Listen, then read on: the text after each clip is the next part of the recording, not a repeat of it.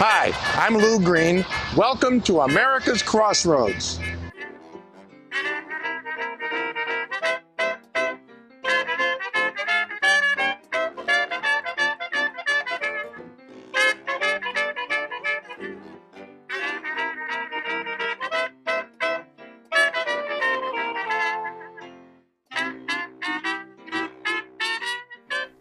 Hi, I'm Lou Green. Welcome to America's Crossroads. Tonight we're going to revisit the Viet Nam War, and you'll see a small slice of history with correspondent Sergeant Charlie Ochs, and he'll tell you quite a story.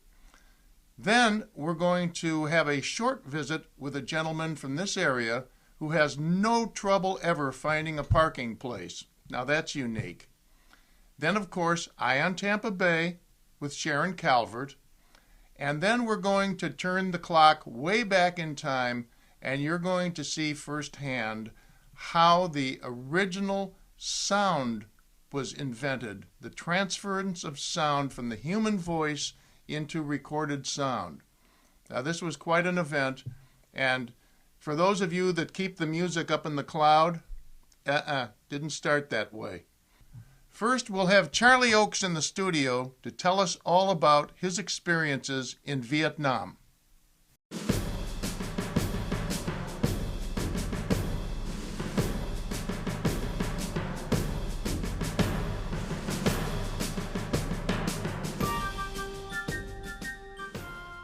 Hi, welcome to America's Crossroads. Today I'm with Charlie Ochs, and we're going to take you back to Viet Nam.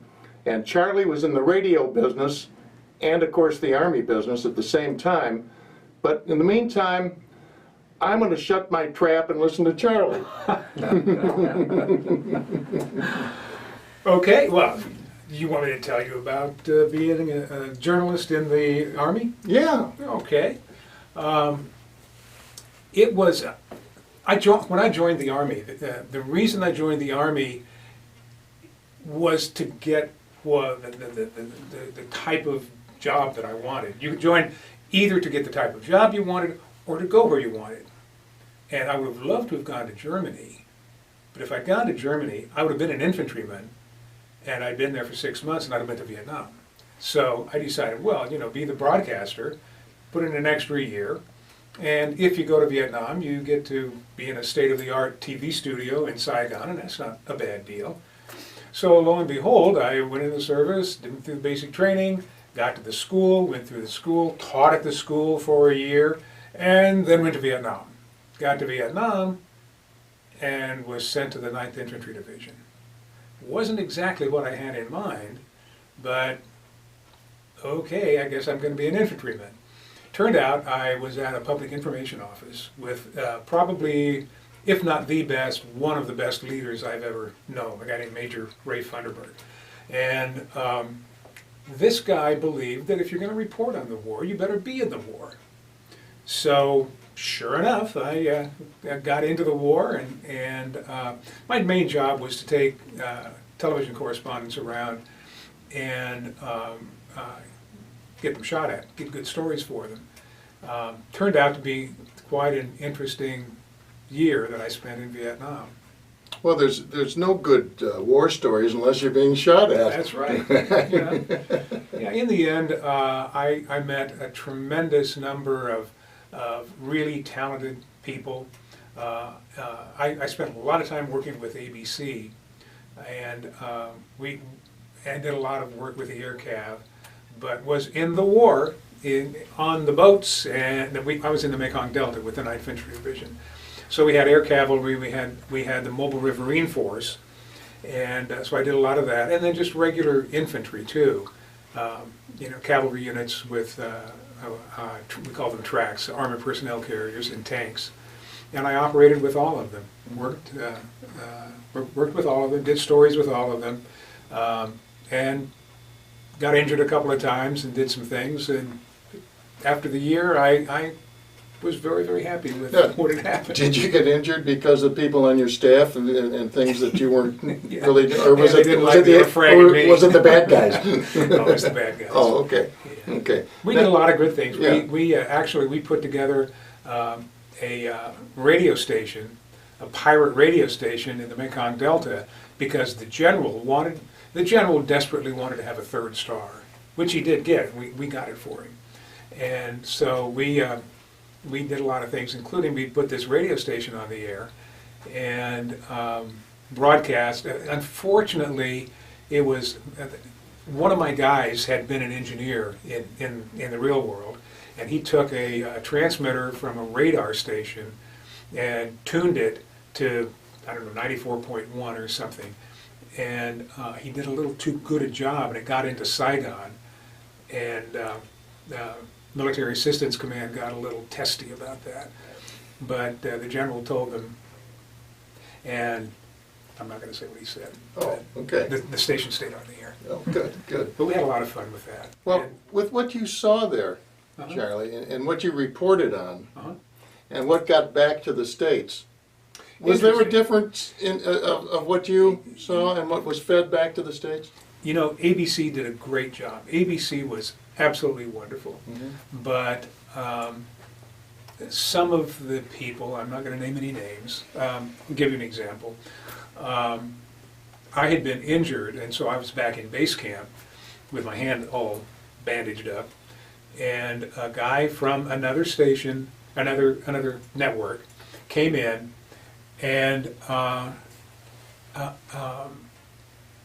went to the helipad and picked him up because we had an orphanage off the base that we worked with a lot, and they had gotten rocketed and mortared the night before, and it was a real mess out there. So I got him and put him in the Jeep with his cameraman, and we were going out there, and he said,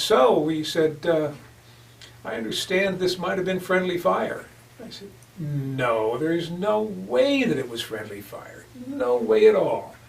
And he said, and then he kept hinting about friendly fire all the way out there.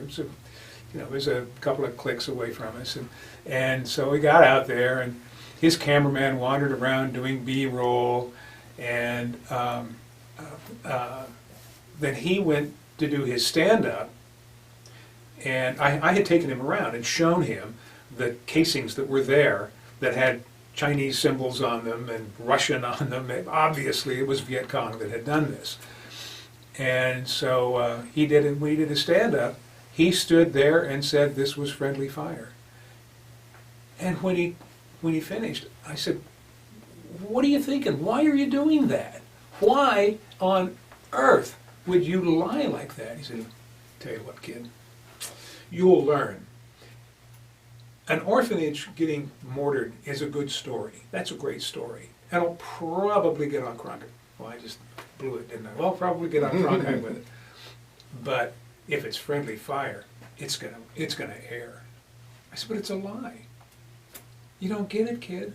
You don't understand. Right. We're in business here, and our business is us. You have to build yourself up. But Well, we see a lot of that in the news business these days. yeah, it happens, and whenever I see things on television, I always look at it and wonder: is this really the truth, or is it being bent to make it more interesting? I would go with the latter. I think. Well, thank you, Charlie. Sure. And it was short, but to the point. Yeah. And thanks for coming in. Thank you. And if we get invaded, you're my man.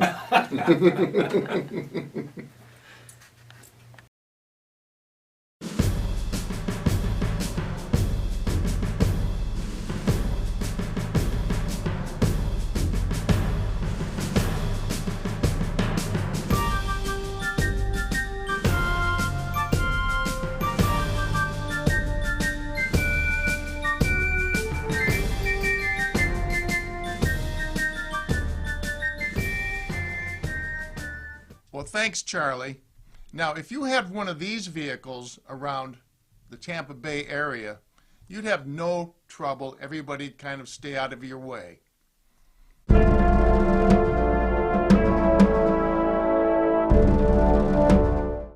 I'm here with Roland Grady, and Roland has a car that every family should have for self-protection.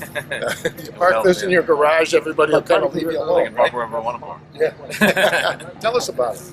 It's a 1944 Willys MB Jeep, officially known as a quarter-ton reconnaissance truck. And it's used in World War II, in Korea, and the beginning of Viet Nam.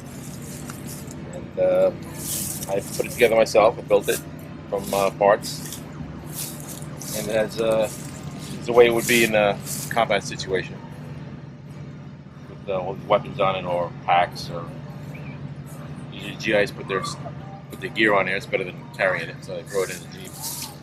Well, Roland, what, just walk us through what each of these, I see Coca-Cola down there. You gotta have a Coke. This is a 45 1911 Colt, and that's a 44 Coke. So and this is a M1 carbine used in World War II. The other side is a M1 Garand, one of the weapons that won the war. And that's a 50 caliber machine gun. On the mount there, and on the windshield is a Thompson submachine gun.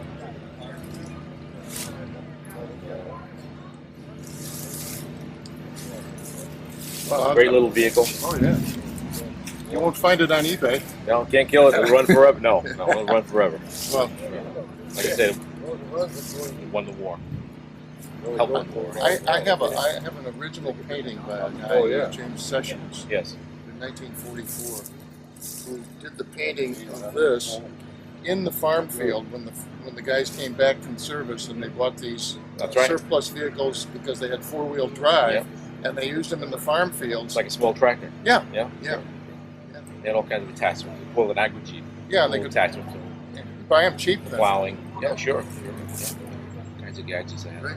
And accessories. All right. Yep. Well, thank you. Yes, sir. It's fun. Pleasure to be here.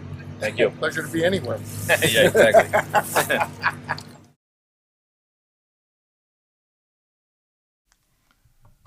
A year ago this past July, Sharon Calvert and I had a discussion on immigration policy.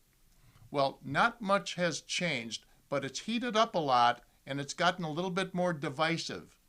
So let's listen to this discussion from the past, and then we'll have another recap of what's going on in that arena. This is Sharon Calvert, and I'm with Eye on Tampa Bay. If you want to hear what's going on in the Tampa Bay area you won't find anywhere else, stay tuned for Eye on Tampa Bay.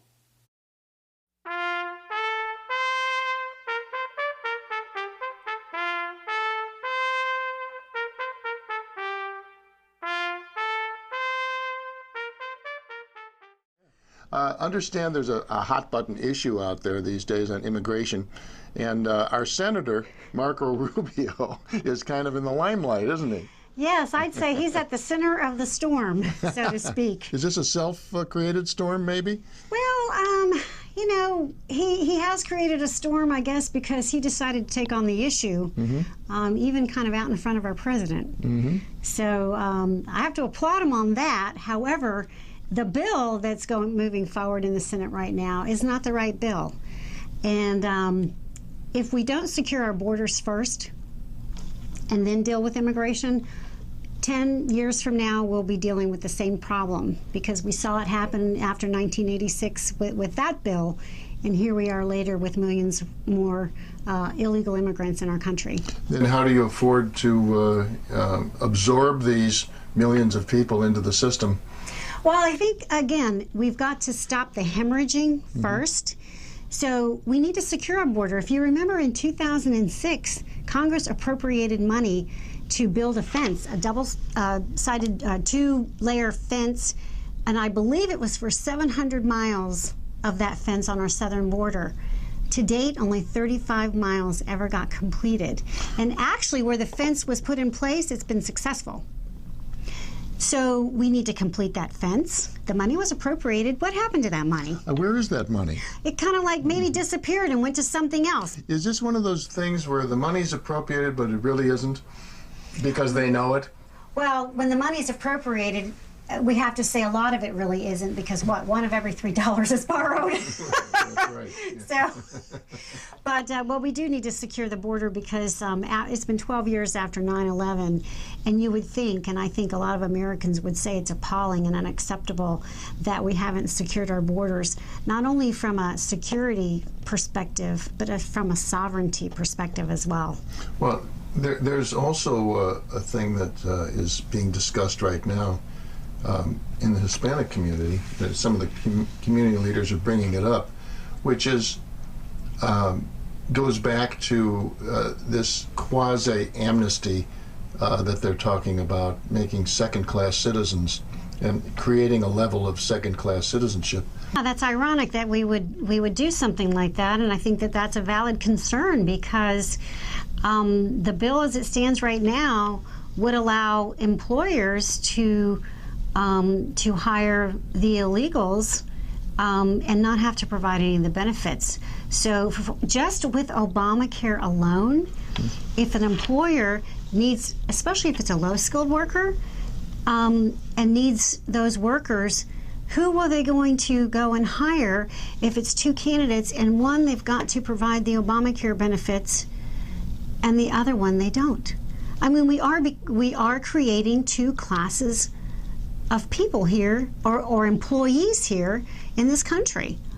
Yeah, and that's kind of a treadmill to oblivion, I think, because it goes nowhere. They can go nowhere, and you've got this cry that we have to bring in people from elsewhere because the American younger people don't have the skill sets we need, which of course is faulted by the educational system. But still, then you bring in 10 million unskilled workers, and what have you accomplished besides creating an underclass that's going to absorb a lot of money and money and money and money? Well, that's right, and I think in the African American community that's the concern too. Because of that, again, the unemployment rate in the Black community is much higher than the national average, and there are people that want to work. And we're a country of laws, and I've talked to numerous people who are just now, that have come to this country years ago, are in that process legally, going through the process to become citizens. And all of a sudden we have millions be able to jump ahead of them. Mm-hmm. That's not right. We have a process. The problem is our own laws haven't been enforced.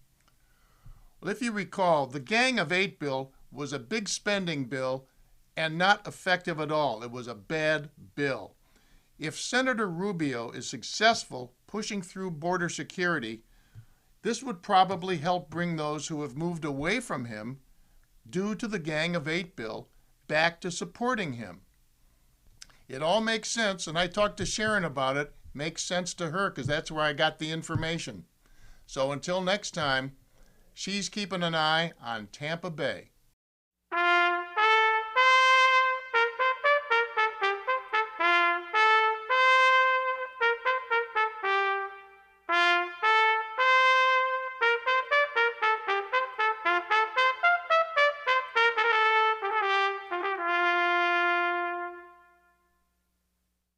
Next, we're going to go back to 1877 when Thomas Edison invented the phonograph.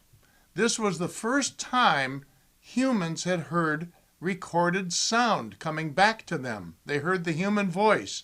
They heard Thomas Edison say, "Mary had a little lamb," etc., etc., etc. This is the machine on which that sound was made. Now, not this exact machine. This is one of 12 exact copies that were made of that machine.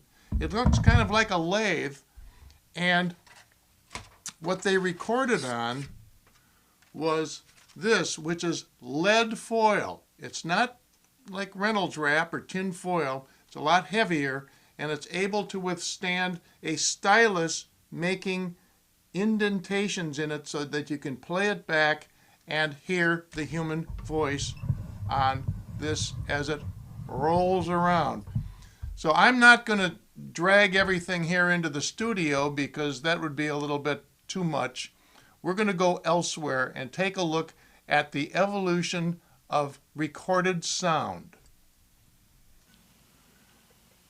Hi. Today, America's Crossroads is going to take you back in time, quite a long time actually, to 1877. But if you're about 5 or 10 years old and you're watching this show, and I doubt that you are, you probably think that all of the music is stored in the cloud. You know those clouds up there. Where does this stuff come from? How do we get our songs? They're in this. This is an iPhone. This iPhone holds probably 100,000, I don't know how many songs, but you couldn't live long enough to listen to all of them, so what's the point? But in the meantime, where did all this stuff start and where did it come from? Let me show you the first record. Here it is, folks. This is lead foil. This is very heavy. It's not like tin foil. This is lead foil. And what happened was Thomas Edison, with his many experiments in his laboratory, had a machine somewhat like this. Now this machine is a little bit later model. Here's a picture of his original machine. Now this machine was licensed by the Edison Company so that people could go out and demonstrate the fact that people could actually duplicate human voice. They'd never heard that before. So what they did was they put this lead foil over this drum on this machine and then close it up and then turn the drum, whoops, I don't want to wreck it here, turn the drum on the lead foil and spoke into the machine. Of course, Edison said, "Mary had a little lamb whose fleece was white as snow," and on, we all know that. And then they play it back and you could hear his voice. This was amazing, and what happened, he created a whole industry that people took advantage of as Edison was working on the light bulb for 10 years. Edison invented a little industry for a lot of people because he licensed these machines to companies that made them and then leased them to people who went out and demonstrated how you could reproduce the human voice. And then they started getting music and other things on here, and they had people renting an entire hall. People would spend $1 each to sit in the hall and listen to the amazing invention of reproduced human voice and finally singing and instruments and all. And it wasn't until 1892 that the first commercial records were made. But even then, the machines that were sold by the Edison Company weren't sold. They were licensed and leased. Now take a look at this machine, for example. This is a machine that was leased by the Edison Company for business purposes. There was no electricity. You couldn't plug it into the wall. And they didn't even invent the spring motor phonograph yet. So what they did was created the electricity with this granite jar. You put the electrolyte in the granite jar and you controlled the electricity by moving this up and down. You could take this up and the electricity would stop. They would get 2 amps of electricity out of this, and the electric machine would run from the electricity provided by this granite jar.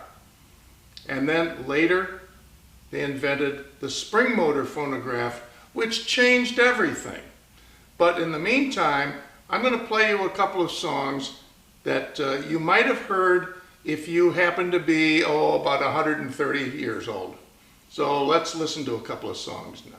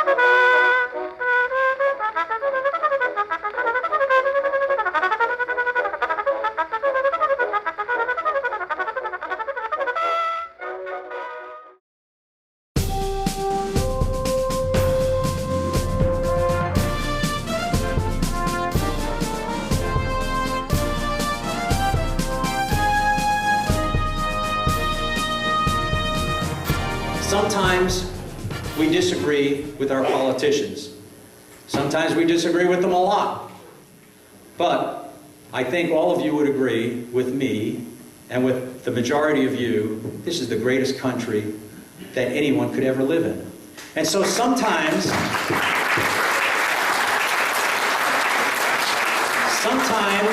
when we get upset, and by the way, we need you now more than we ever do because of all the problems that are going on in Iraq, Afghanistan, Mideast, Korea, a pivot to China, old enemies, new enemies, and by the way, they're trying to gut the budget. We need people in the communities to be able to stand up and say, that's not right. We need support because we have a great country and we want to keep it great. And that's what all of you tell me when I see you and when I see the number of you that come out to support a military families tournament in Cheval. And so I want to say thank you for that. And I want to tell you that a lot of politicians would stand up here, and I've done it myself, and as you get to the end of your speech, you say, God bless America, thank you. Well, I'll tell you what, God has already blessed this great country many, many times over.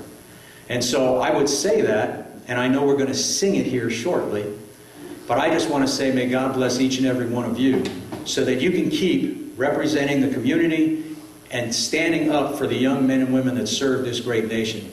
It's a great nation, and it's great because of people like you, and Chris and I absolutely love living in this great community with people like Colonel Earl Burley and everyone else that's out here who stands up and is not afraid to say, we are proud of America, we respect America, and I am happy to be here with each and every one of you. So thank you very much. And now I think we should get to the part where we announce the Air Force as the great winners of the golf tournament. Although